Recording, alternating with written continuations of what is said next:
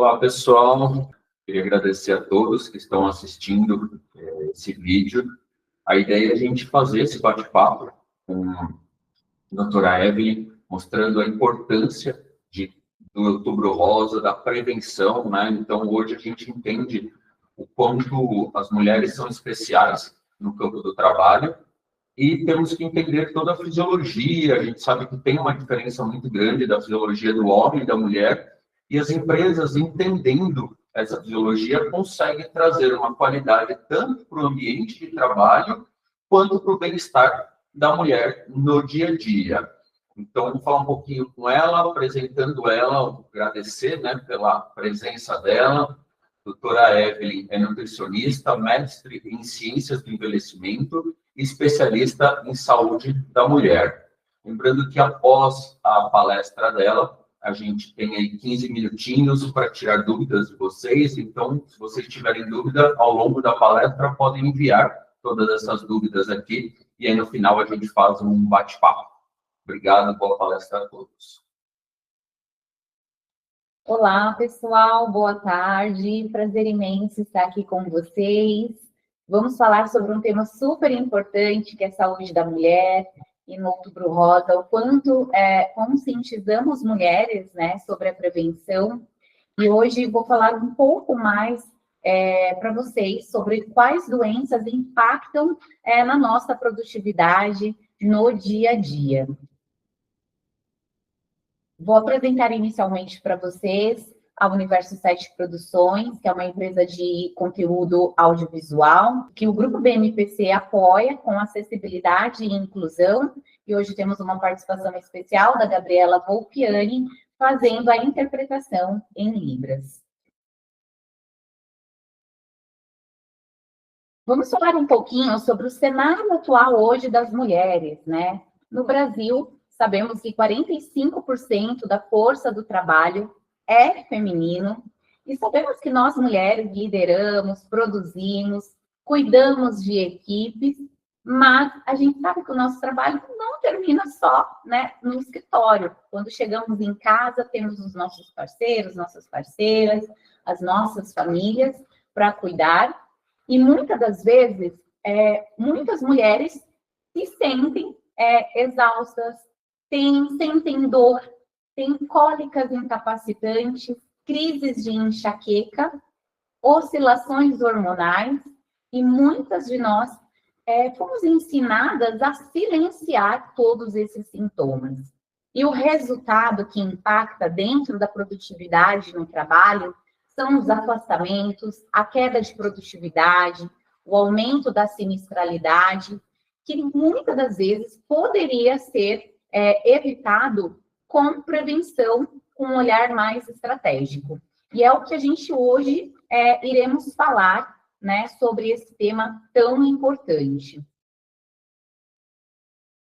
falar um pouquinho nesse slide para vocês sobre o cansaço invisível das mulheres no mercado de trabalho. E eu acredito que muitas de vocês irão se identificar aqui. 70% das mulheres sofrem com fadiga e queda de produtividade. Sintomas hormonais, quem nunca, né? Que impactam na energia, no foco, na tomada de decisão. Quantas de nós temos semanas que estamos super produtivas e tem semana do mês que não estamos, que estamos mais introspectivas, não estamos... Quem trabalha principalmente no setor de criatividade, de criação, muitas pacientes minhas no consultório falam: nossa, eu não tenho criatividade o mês inteiro. E nós, mulheres, somos cíclicas, né? Cada semana nós temos uma fase hormonal. E esperamos, né, o mercado de trabalho, quando estamos ali falando de homens, por exemplo, os homens têm uma prevalência hormonal de testosterona. E durante o mês, essa produção desse homem é igual, não tem oscilação. A mulher não. Como somos cíclicas, cada semana temos um hormônio em predominância. Então, se a mulher não conhece a sua ciclicidade, provavelmente ela vai cair nesse número aqui, né, de 70% dessas mulheres aí fadigadas, exaustas. E um número que eu trouxe para vocês é que 30% dos atestados médicos, principalmente de mulheres nas empresas, vem de doenças ginecológicas. Então, por isso que nós vamos falar um pouco mais sobre alguns sintomas que impactam as mulheres em idade produtiva. Por exemplo, TPM. Quem sofre de TPM, depois vocês vão contar um pouquinho nas perguntas, né? É muito comum as mulheres terem essa questão da TPM. A partir dos 35 anos, o envelhecimento da mulher começa a aparecer um pouco mais, devido aí à queda do hormônio progesterona. Então, a TPM, ela tende a ser um pouco pior a partir dos 35 anos. E nós sabemos que a TPM, ela causa uma queda de performance, ela traz uma irritabilidade, principalmente mulheres que chegam nesse período, que pede divórcio, termina o namoro, briga com o gestor, com o colega de trabalho. Se ela não se conhece dentro desse período, ela acaba tomando decisões erradas. Por isso que é muito importante a mulher se conhecer dentro desse ciclo e entender que nesse momento de TPM, ela precisa de pausa, ela não precisa de uma agenda lotada. Talvez ela precise entender que dentro desse período não é o melhor momento para ela tomar uma decisão. Não só, tá, gente, para relacionamento, mas principalmente no quesito no ambiente de trabalho. Alguns estudos mostram que a mulher, durante a tensão pré-menstrual, apresenta uma queda de produtividade de 30%. E, novamente, o mercado de trabalho sempre nos ensinou que temos que produzir igual aos homens, mas nós não somos igual aos homens, né, hormonalmente. Como eu disse, os homens, eles têm uma prevalência muito maior de testosterona e nós de estrogênio e progesterona, e isso muda tudo. Algumas mulheres que sofrem com a TPM, vêm com elas também a endometriose. E a endometriose, nós sabemos que é uma inflamação no endométrio que causa cólicas fortíssimas e reduz a produtividade dessa mulher. Só para vocês terem uma ideia, a cada 10 mulheres, uma apresenta os sintomas de endometriose. E isso aumenta as faltas de trabalho, né? E essa mulher, nesse período, só para vocês terem uma ideia, ela perde 10 horas na semana de produtividade. Muitas mulheres acabam não conseguindo. Eu tenho pacientes, por exemplo, só para vocês terem uma ideia, que não conseguem sair de casa por conta da cólica. Então, a endometriose, ela precisa ser falada dentro do ambiente de trabalho, foi muito tempo silenciada, e a gente precisa trazer isso, né, dentro desse ambiente corporativo, e entender que quanto mais esse diagnóstico acontecer de uma forma precoce, melhor será para o tratamento dessa mulher. Seguindo da endometriose, outro sintoma que impacta muitas mulheres é a menopausa, e com ela também temos algumas mulheres que entram no climatério precoce, por exemplo, mulheres que sofreram cirurgia de endometriose, que sofreram uma retirada do útero, essa mulher, ela tende a entrar numa menopausa mais precoce, e sabemos que essa queda hormonal dentro da menopausa, nós temos uma redução de estrogênio e progesterona, que faz com que essa mulher tenha insônia, fogachos, que são os calores, aumento de peso, e isso também reduz a produtividade dessa mulher. Imagina vocês não dormindo, chegando para trabalhar, como que essa mulher consegue? Se essa mulher está dentro de numa cadeira na empresa de gestão, sofrendo com os fogachos. Então, muito tempo, novamente, né? Eu pratico medicina integrativa, até 10 anos atrás, não se falava de menopausa, não se falava de endometriose como se fala hoje, porque a medicina avançou não só no diagnóstico, mas também nos tratamentos. E o grande segredo, né, para as mulheres que estão aqui, quando eu falei no início dessa aula, que somos cíclicas. E a partir do momento que a gente entende o nosso ciclo, a gente consegue se ajustar melhor dentro dessa produtividade de trabalho. Eu trouxe um gráfico aqui para vocês, deixa eu ver se eu consigo mexer, não vou conseguir mexer, mas vocês veem aqui, olhando para o gráfico, que tem a fase menstrual. A fase menstrual é onde a gente a maior parte das mulheres fica em queda. Nós temos estrogênio e progesterona, que são os dois hormônios que estão em queda, e essa mulher fica mais introspectiva, sem energia. Então, é uma mulher que não vai conseguir criar, né, trabalhar numa velocidade que ela deveria. E isso precisa ser respeitado. A partir do momento que a mulher ela entra no ciclo de folicular, né, e a ovulação, ela tem uma produtividade muito maior, uma clareza mental muito maior, ela consegue treinar, pegar peso, por exemplo, na musculação muito maior. E aí, a partir do momento que ela sai dessa fase da ovulatória que dura de 7 a 10 dias, ela entra na fase lútea, que é a fase da tensão pré-menstrual, onde essa mulher apresenta maior irritabilidade. Normalmente, eu ensino a minhas pacientes a fazer o quê? Dentro dessa agenda, não colocar grandes tarefas, porque essa mulher, ela vai estar mais introspectiva, sem energia. E é lógico, tudo isso conversado dentro do ambiente de trabalho, a mulher, ela passa a produzir muito mais. Então, fica aqui um conhecimento, né? Isso é um autoconhecimento, cada mulher tem ali o seu tempo, e é super importante eu trazer isso para vocês, porque tem tudo a ver com produtividade. Vou atualizar um pouquinho os dados, estamos em Outubro Rosa, e é super importante falar de algumas doenças, né, que afetam e levam muitas mulheres a óbito. Uma delas é o câncer de mama, né, que infelizmente 20 mil mulheres morrem por ano devido ao câncer de mama, seguido de câncer de útero. Então, como estamos em Outubro Rosa, precisamos falar de exames preventivos. Houve uma mudança na nomenclatura, no protocolo do Ministério da Saúde. Antes, a mamografia era indicada a partir dos 55 anos, agora houve uma alteração. Então, a partir dos 40 anos, essa mulher pode pedir para o seu médico, seu ginecologista, a mamografia. Antes era só pedido, antes dos 55 anos, se essa mulher tinha histórico familiar de câncer de mama. Hoje não é mais necessário, então vocês podem pedir, um novo protocolo. E nós temos também um novo protocolo para o câncer de útero, que muitas das vezes, que sempre foi feito, aliás, via Papa Nicolau. E agora, um outro protocolo liberado também para os municípios foi o teste DNA de HPV, que a cada 5 anos ele será válido.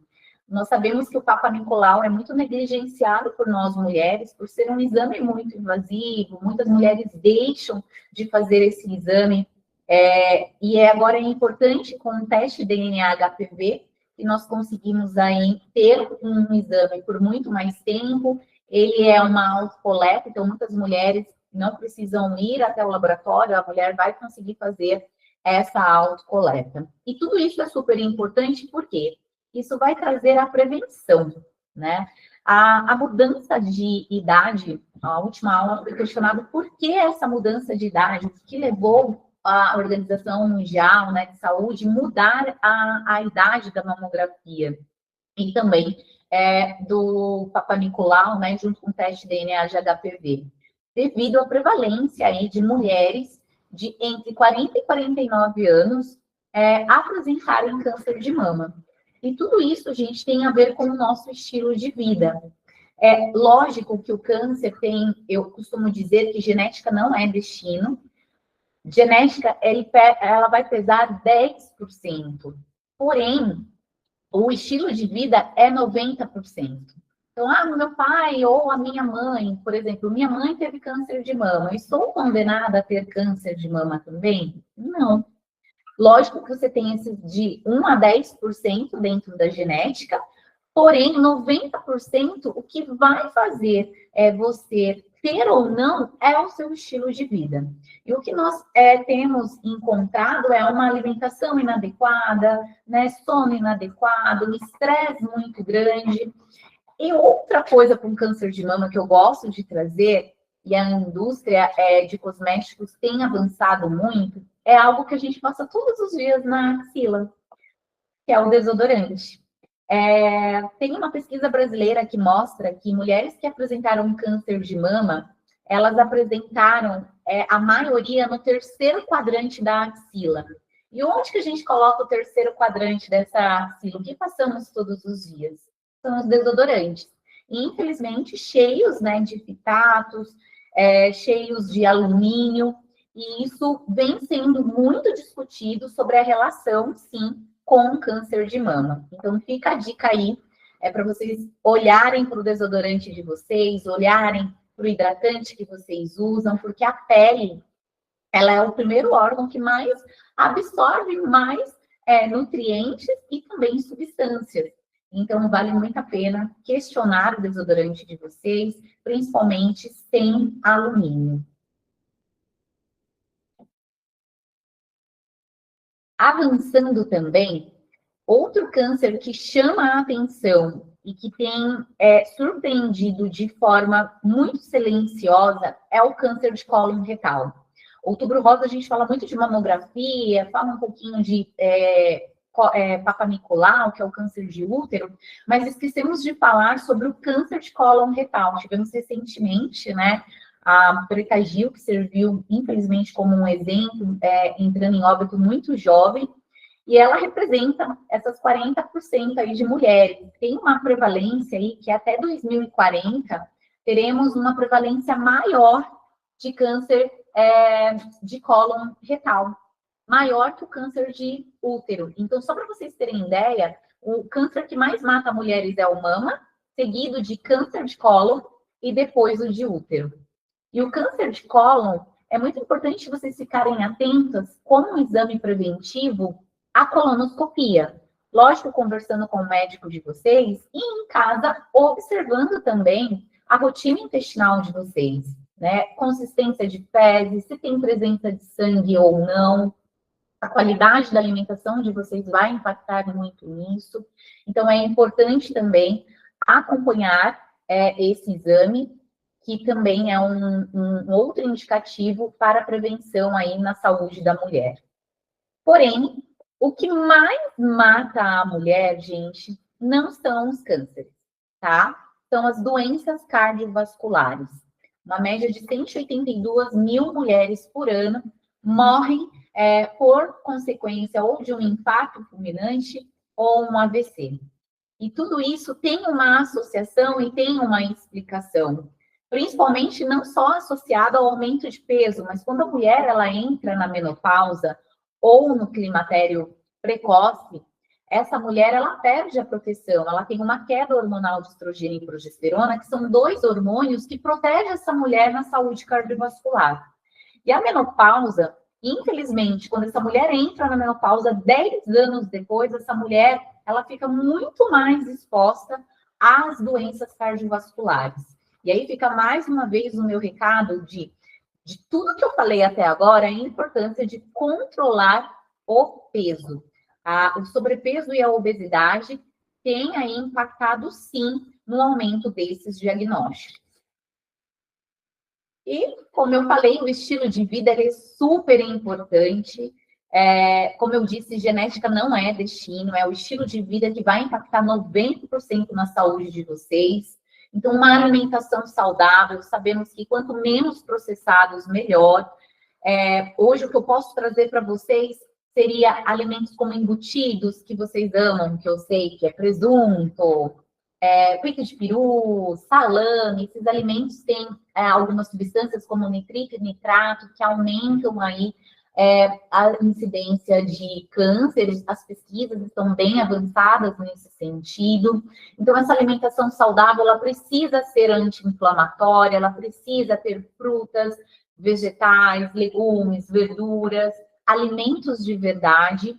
E eu deixo uma atenção para o consumo de carne vermelha, tá? Mulheres, principalmente que já entraram na menopausa, controlar o consumo de carne vermelha, isso serve para mulheres na endometriose também, e não passar de 300 gramas por semana. Então, o consumo seria esse, pensando num bife de 100 gramas, não passar de 3 bifes por semana. A carne vermelha, ela é um alimento bastante inflamatório e que isso pode, sim, ter a associação com todas as doenças que até aqui eu falei.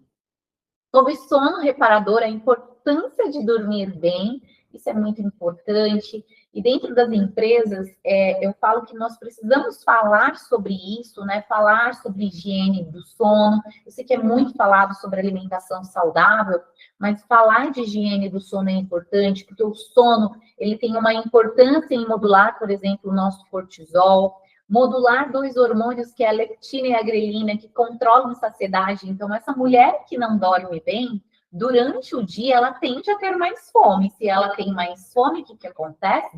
Ela come mais. E eu deixo um recado para vocês, que impacta também muito no sono, é o uso do café ao longo do dia. O excesso de cafeína, principalmente, vai impactar nesse sono lá no final da noite. Então, normalmente eu falo para as que amam cafeína, reduzir esse café. E se tem dificuldade no sono, eu vou pedir para vocês irem no máximo até às 16 horas tomando esse café, tá? Vamos falar de gerenciamento de estresse também, a importância, né, de gerenciar o estresse. Lógico que ninguém vai entrar numa bolha e a gente vai sair todo mundo meditando e tá tudo bem. Não é isso, mas a importância de entender qual é o limite de vocês. E essa questão do gerenciamento do estresse impacta muito na imunidade. Não sei se vocês já perceberam, quando a gente está muito estressada, um fator que acontece muito na saúde da mulher é a candidíase. E a candidíase, muitas das vezes, ela vem de resposta de uma mulher que tem uma rotina estressante. A atividade física também é super importante. Deixo um recado também que mulher precisa fazer musculação. Precisamos de massa muscular. Quando temos mais massa muscular, eu controlo melhor o metabolismo de açúcar, de glicose, de insulina. Então, não adianta, mas eu estou no Pilates, eu estou correndo. Gente, minimamente musculação. E os protocolos que nós seguimos, nós pedimos normalmente pelo menos de 2 a 3 vezes por semana. Conexões saudáveis, né? Quantas de nós deixamos de encontrar com aquela amiga ou com um parente muito querido? As conexões saudáveis são muito importantes e isso pode acontecer no ambiente de trabalho, porque muitas das vezes no ambiente de trabalho a gente passa mais tempo do que em casa. Então, esse ambiente de trabalho também precisa ser incentivado as conexões saudáveis, contato com a natureza. A espiritualidade também, a gente fala que é muito importante. Tem um estudo que mostra o que faz lá. Tem 2 países, que é o Japão e a Grécia. Eu esqueci o nome da cidade, mas tem uma cidade específica que as mulheres lá são centenárias. E foi feito um levantamento e mostrou que essas mulheres, além da alimentação, elas tinham em alta a conexão saudável e o contato com a natureza e a espiritualidade. Isso mostrava que elas eram mais saudáveis, principalmente por conta disso. E, por último, as substâncias tóxicas, né? E eu gosto muito de falar, já dei a primeira dica para vocês, que foi sobre o desodorante, utilizar um desodorante sem alumínio. E o plástico, que é conhecido como BPA, que é o bisfenol A. Esses cafezinhos que vocês tomam no copinho plástico, bem quentinho, tem BPA, e esse bisfenol A, ele é derivado do petróleo e tem uma conexão, tá, com o desenvolvimento de alguns cânceres. Principalmente mulheres com endometriose, que tem uma inflamação no endométrio, deve evitar BPA.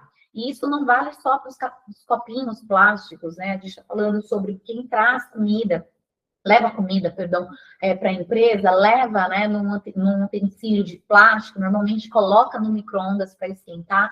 O ideal é vidro. E se você não conseguir, levei no plástico, vou colocar no micro-ondas, coloca no prato, não faça o aquecimento com o plástico, porque todo esse BPA passa para o seu alimento. Outro ponto importante são as garrafas plásticas, tá?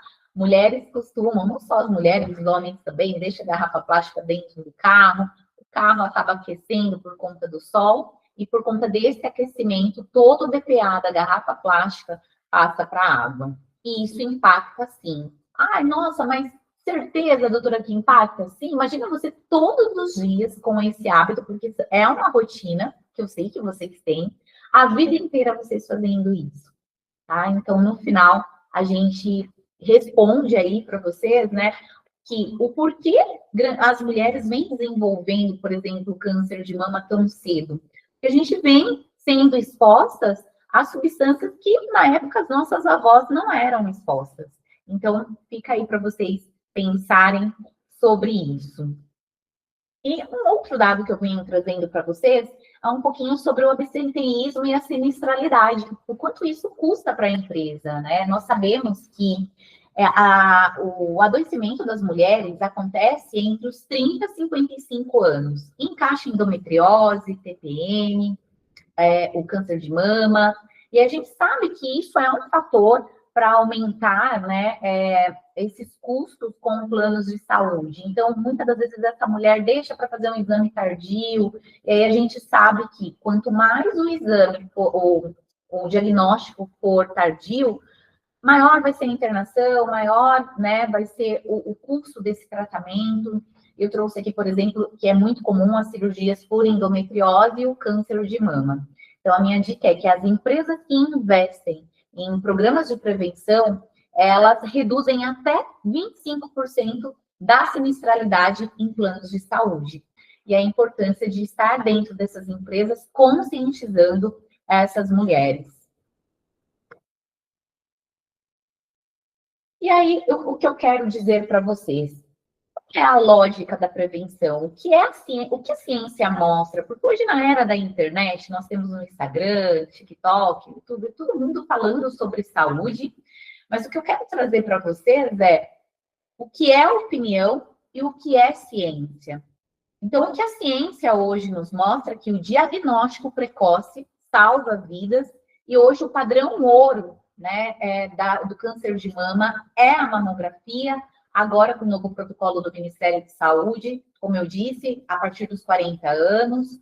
Para o rastreamento de câncer no colo de útero, fica aí o exame de DNA HPV, tá? Isso já está disponível no SUS em alguns municípios, tá? Agora no estado de São Paulo foi liberado, acredito, há 2 meses atrás. Então, na saúde pública, de acordo com os municípios, eles irão aderir. E o check-up hormonal, que é super importante, né? Sempre, eu não falei de tireoide, mas é muito comum. Tudo que eu falei de estilo de vida impacta a tireoide também. Quantas mulheres têm Hashimoto, que é uma doença autoimune, e não são diagnosticadas? E muitas das vezes deixam de fazer um check-up hormonal e por um simples exame, que é um anti-TPO versus um TSH, a gente acaba identificando e fazendo o diagnóstico dessa mulher. A vitamina D, que é super importante, o controle glicêmico, e eu sempre falo, né, o grupo BMPC sempre está à frente, né, e sempre com treinamento para esses líderes, justamente para acolher melhor essa mulher, sem preconceito, né, e fazer aí o diagnóstico precoce.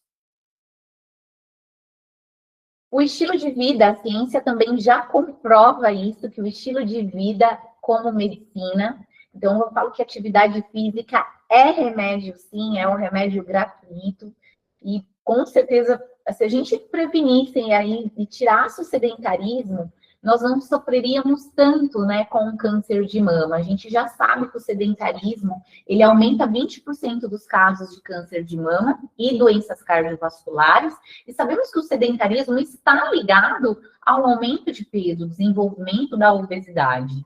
A alimentação, como eu falei para vocês, a importância da alimentação ser anti-inflamatória, porque quanto mais eu ter substância, uma alimentação ruim, pior vai ser. Eu falei da carne vermelha, falei do plástico, mas eu falei também do excesso de açúcar, da farinha branca, e não só o câncer de mama, tá, gente? Eu tô falando também do câncer do cólon, do exame do cólon retal, tá? O câncer de intestino.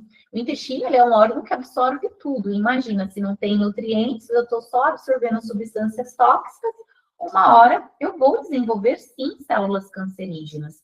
Endometriose também tem tudo a ver. Quanto mais eu tenho uma alimentação inflamatória, pior vai ser o meu sintoma da endometriose, pior vai ser os meus sintomas de TPM. E eu vou convencer vocês a cuidarem da TPM de vocês, porque mulheres que têm TPM muito, mas muito, muito, muito agressiva, essa mulher tende a ter uma menopausa com sintomas horríveis.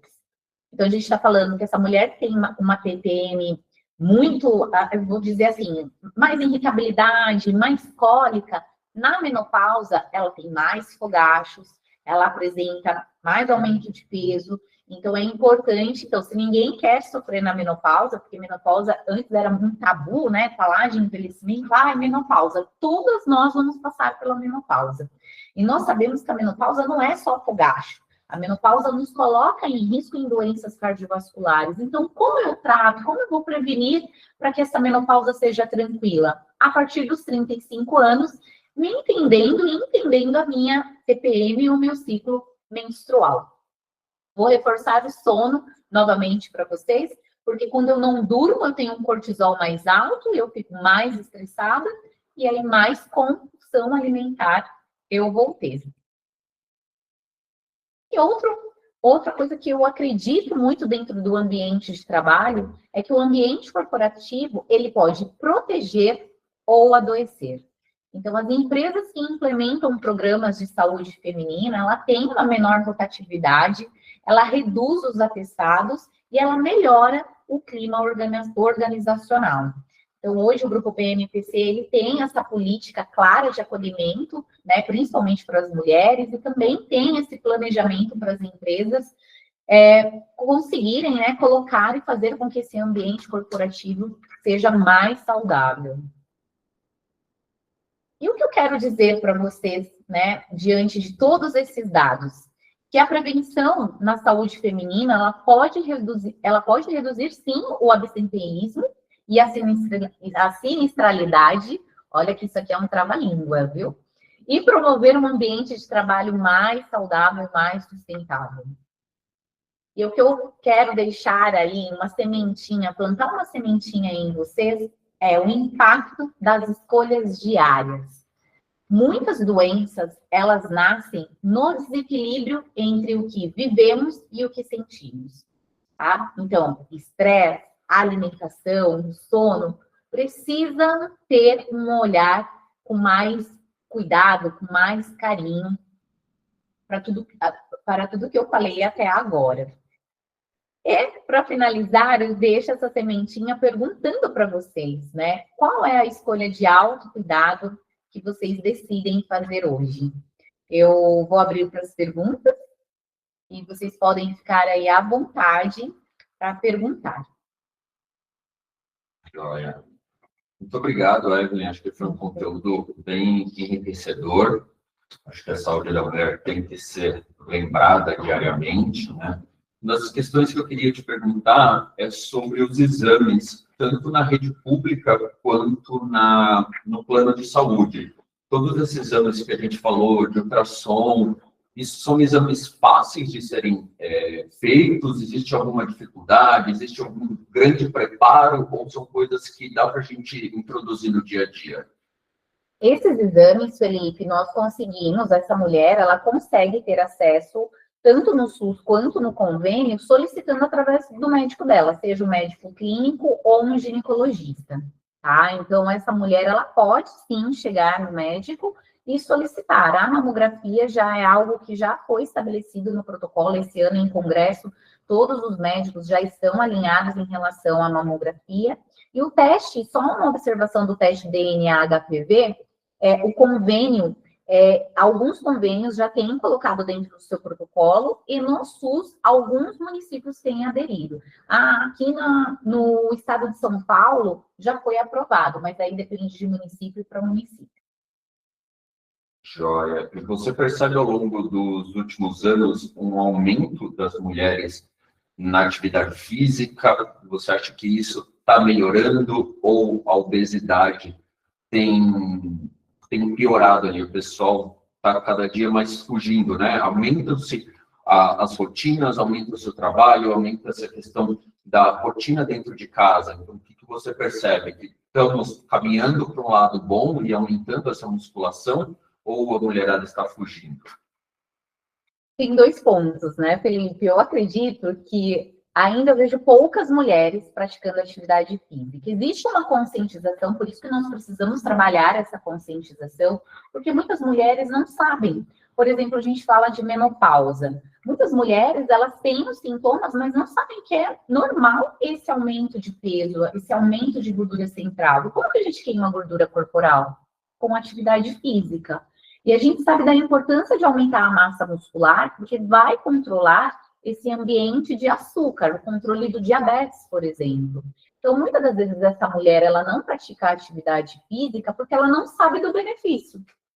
E a partir do momento que a gente conscientiza essa mulher, que, olha, é importante você fazer a musculação, é importante você ter uma alimentação saudável, porque você vai ter uma melhora nos sintomas. Depois desse convencimento, essa mulher, ela passa, né, a seguir, né, esse protocolo. Mas da conscientização, precisamos avançar ainda mais, porque ainda são poucas as mulheres que têm esse conhecimento. Legal. Que dica que você daria, doutora, para a gente incentivar, né? Acho que o primeiro passo para uma alimentação saudável e o primeiro passo, acho que a maioria das pessoas não gosta de academia, né? Então, seria ali o passo 1 para que a gente comece a entrar numa rotina saudável. Sobre atividade física. E alimentação, também acho que é um tabu ali dentro do nosso dia a dia, começar a ter uma alimentação saudável. Eu brinco com os meus pacientes, né? Eu vou falar do jiló, né? Ninguém gosta de jiló, né? E eu falo assim, se eu coloco no seu jiló, se eu coloco no seu prato o jiló, tem arroz, feijão, a proteína e o jiló. Qual que você come primeiro, Felipe? Eu como primeiro a proteína. Eu costumo dizer para o meu paciente que come o jiló, porque o jiló é mais difícil. E aí eu brinco com o paciente, mas o jiló é amargo, então começa pelo mais difícil e depois você vai para o que você consegue fazer. Então, quando eu falo da alimentação, é lógico, a alimentação é muito difícil mudar hábito, sim, gente, não é fácil. Por isso a importância de você ter um nutricionista, e aí entra, né, a nutrição individualizada. Não é a dieta que vocês veem no Google, agora com a inteligência artificial, né, que eu sei que vocês conseguem, mas a importância de ter um nutricionista com vocês, individualizando a prescrição de vocês e entendendo aonde existe a dificuldade. Por exemplo, a minha dificuldade é aumentar a proteína no café da manhã. Esse nutricionista, ele vai conseguir te dar diversas dicas de como você melhorar, por exemplo, o consumo da proteína. Então, eu acho que é muito individual, precisa de um profissional, sim, tá, te orientando, e o nutricionista, ele não só olha para a dieta, ele olha para os exames bioquímicos e entende as suas deficiências nutricionais.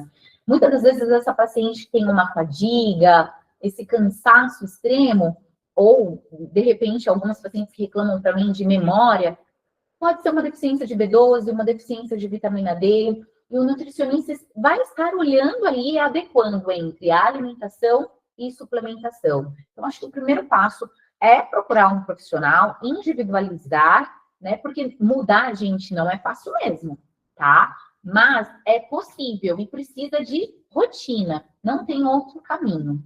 Sobre a atividade física, não tem como, gente, é o jiló primeiro. Eu tenho uma dificuldade gigante para fazer atividade física. E aí, o que eu faço? É a primeira coisa do meu dia. Então, de manhãzinha, 6, 7 horas da manhã, estou lá fazendo a musculação. Ah, não consegui. É algo que eu não negocio. Então, eu falo para o paciente, qual é o melhor horário e o que você consegue fazer? Não estou dizendo de fazer musculação todos os dias, mas minimamente 3 vezes por semana, essa prática de atividade física, ela é necessária.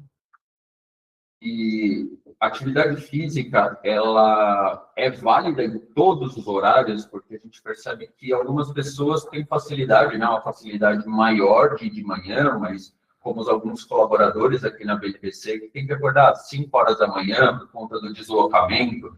Essa atividade, ela é válida em todos os momentos ou não? Existe algum horário que ela é melhor para o paciente?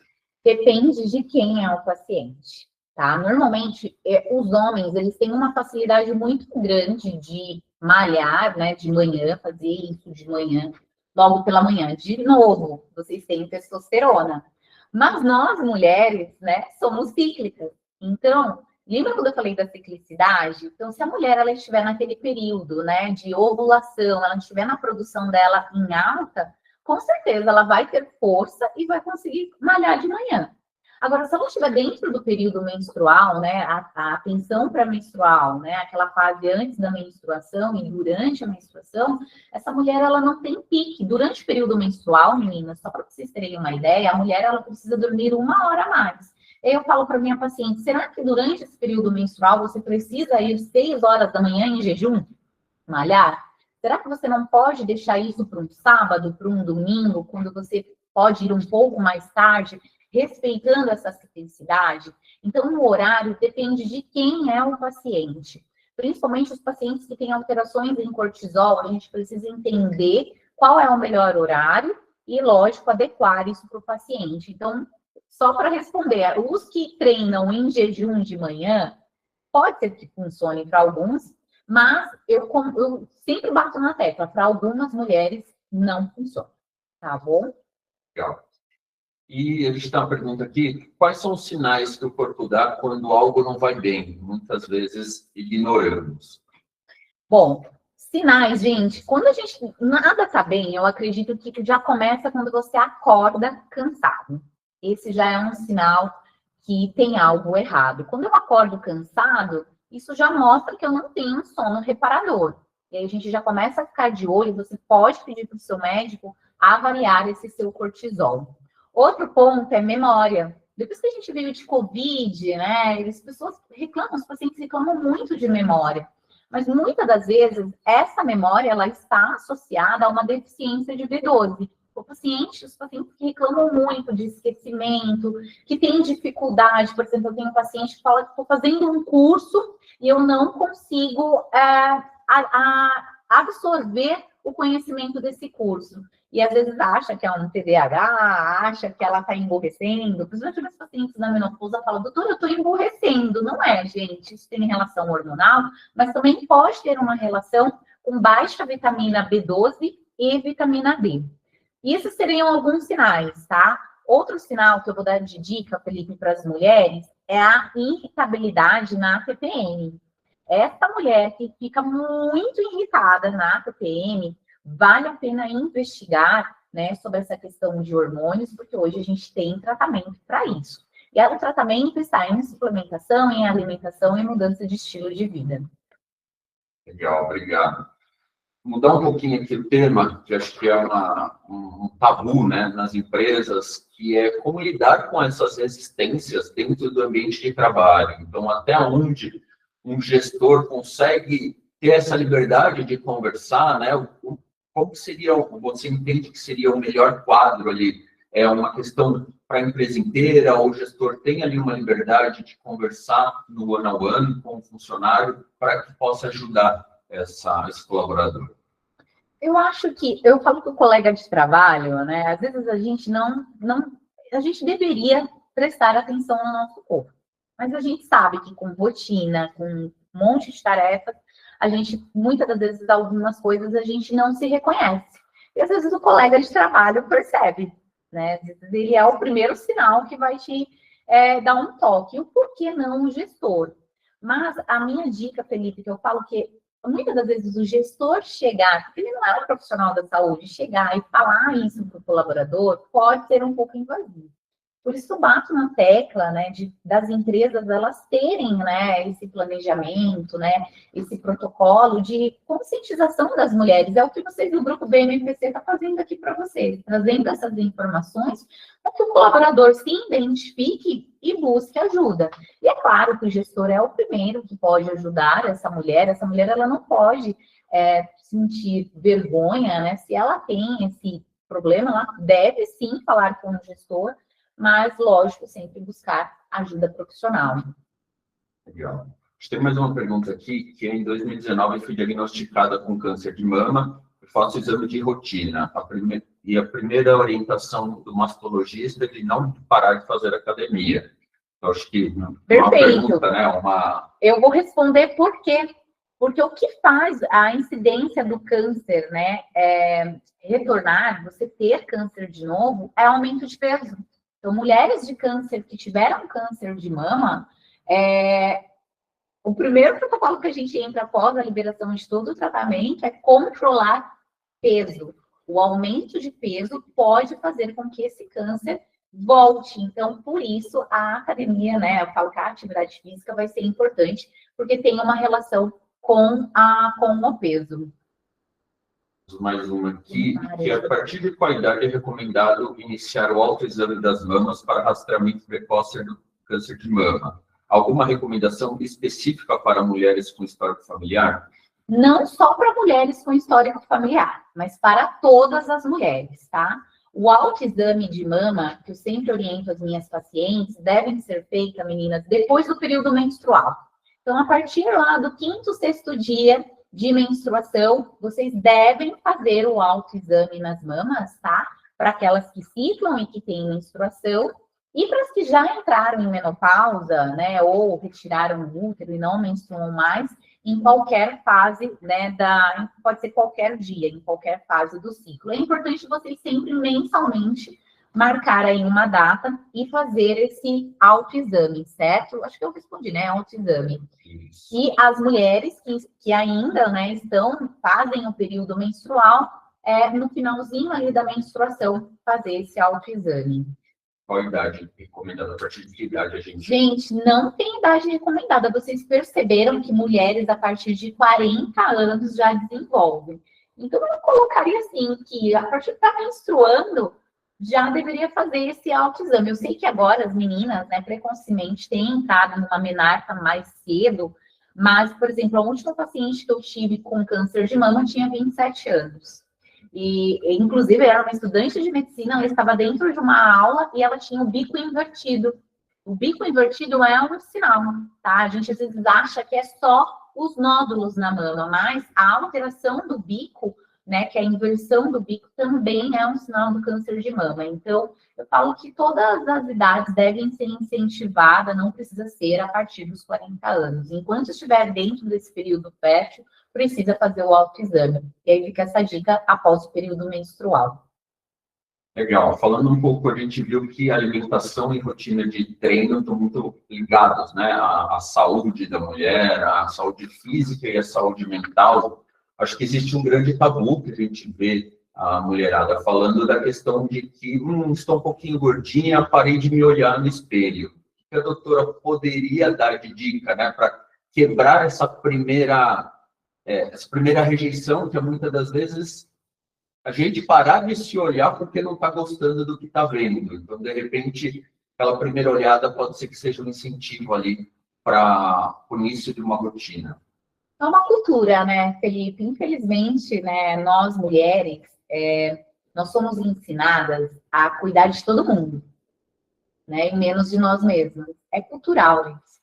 Então, o que eu falo é autoconhecimento, né? E quando a gente fala de autoconhecimento, essa mulher, ela precisa se olhar, né? Se colocar em primeiro lugar. Então, a primeira coisa, sim, é trabalhar a autoestima dessa mulher, né? Trazer essa conscientização que ela precisa. Se tem algo errado no espelho, é encarar e buscar a ajuda do profissional. Eu acho que a gente precisa, para esse tema que vale até para uma outra aula, né, que a gente fala sobre a empatia com as mulheres, dessa dificuldade que as mulheres têm de se olhar no espelho.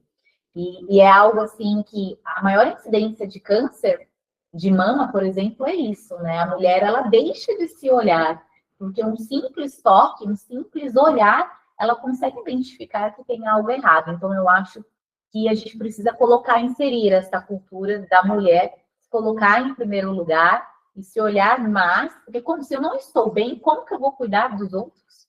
Né? Então, eu preciso ter essa conscientização de que eu preciso estar bem em primeiro lugar para depois cuidar das outras pessoas.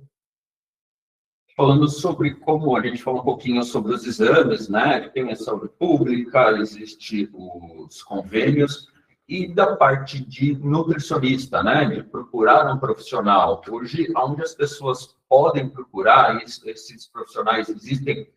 A gente sabe que toda profissão vai ter um profissional que cobra mais caro, mas existem locais onde a gente pode ter esse acolhimento, onde as pessoas podem procurar um nutricionista? Sim, vocês podem procurar um nutricionista, por exemplo, dentro das empresas, tem os convênios e tem os nutricionistas atendendo.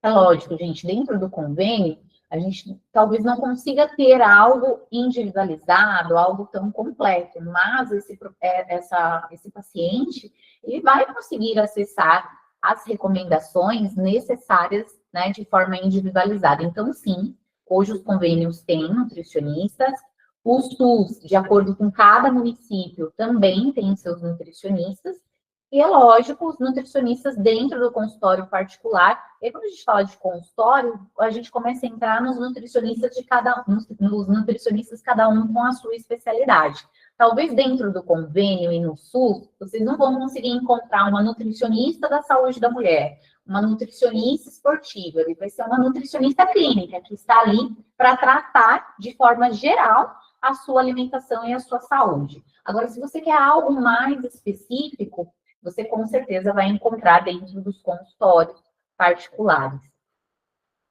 Doutora, pudesse passar um top 3 dos piores alimentos, assim, que a gente teria que tirar da nossa alimentação, que eu acho que é uma das questões da rotina, né?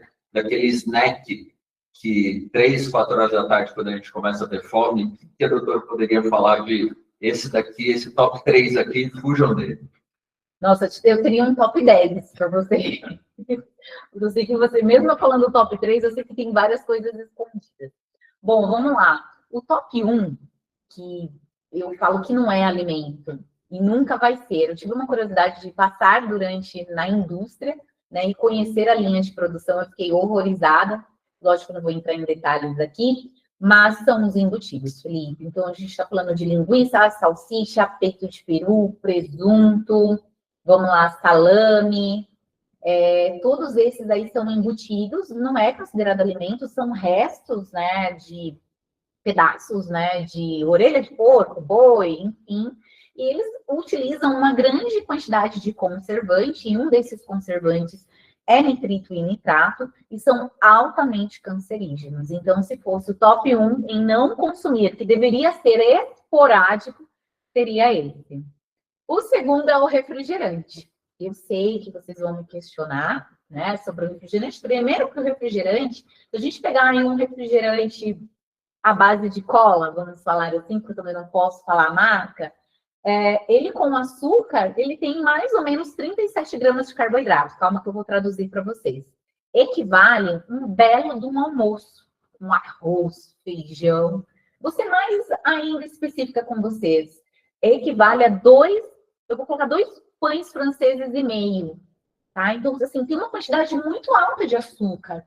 E aí, o paciente que quer emagrecer, quando ele me fala assim, eu bebo refrigerante todos os dias, 200 ml. Se ele tirar esse hábito do refrigerante, eu tenho certeza que 4 quilos do peso dele, ele vai diminuir simplesmente pelo fato dele ter retirado esse refrigerante aí com açúcar. Eu tô falando da versão açúcar. Aí agora vocês vão falar da versão diet, né?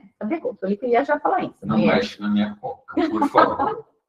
Olha só, o que acontece dos refrigerantes diet, gente? Eles usam adoçantes. É óbvio que em quesito de caloria e açúcar, ele é melhor, tá?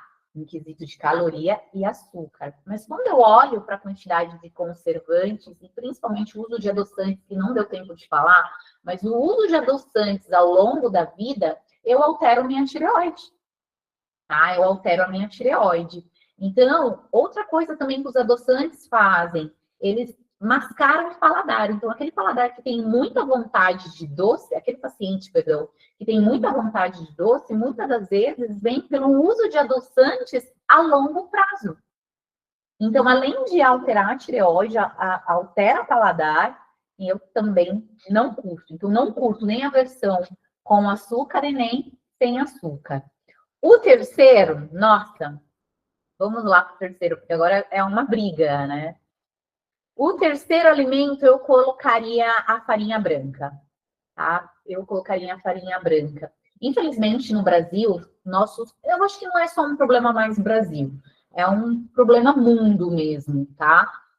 Os grandes armazenamentos de farinha são gigantes e não tem controle, né? Tem até um controle sanitário necessário, mas a gente sabe que tem pragas, passa de tudo lá. E quando a gente passa a linha de produção, essa farinha, ela recebe melhoradores de farinha para acontecer esse branqueamento e tudo mais. E ao longo prazo, essa farinha branca, ela também altera a tireoide. E nós aqui no Brasil temos o enriquecimento dessa farinha com ácido fólico. Porque lá nos anos 70, nossa população tinha uma deficiência de ácido fólico. Porém, hoje, super obesos, o que acontece? O que você acha, Felipe, que aumenta a obesidade hoje? O excesso de farináceos, né? E aí, exato, porque farinha vira açúcar. E aí, no final de tudo isso, gente, o que acontece? A farinha branca, ela é contaminada e ela também tem um excesso, né, de ácido fólico. O problema do ácido fólico dentro dessa metabolização é, eu vou plantar uma sementinha na cabeça de vocês. Pode, as pesquisas vêm avançando, então pode, não estou afirmando, pode ter aí associação com autismo, tá? Então, por exemplo, grávidas, eu não deixo comer nenhum tipo de farinha branca, e muito menos a integral, né? A gente está falando aqui de trigo. Então, as pessoas falam, é o glúten, é o glúten. Não, o problema não é o glúten, é a qualidade da nossa farinha e o excesso de ácido fólico, que vem alterando geneticamente, aí, principalmente, né, as nossas crianças, e trazendo esse boom de TEA, que vai ficar para um outro dia que eu falo de saúde mental para vocês, de TEA, TDAH, e o quanto que a alimentação impacta sobre isso. Legal. Eu primeiro agradecer a todos que estão participando, acho que foi um tema bastante importante, enriquecedor a todos, acho que daria para fazer uma série de outros bate-papos, acho que seria válido a gente ter outros bate-papos. Gostaria de agradecer a doutora Evelyn, fiquem aqui o contato dela, a gente super recomenda essa profissional, tanto na parte corporativa quanto na parte pessoal, ela atende aí tanto empresas quanto pessoas físicas. Então, agradecer e lembrar sempre do Outubro Rosa, a BMDC cada dia mais está pensando na prevenção, né? A gente vai promover outros bate-papos. Obrigado. Obrigada, gente. Tchau, tchau.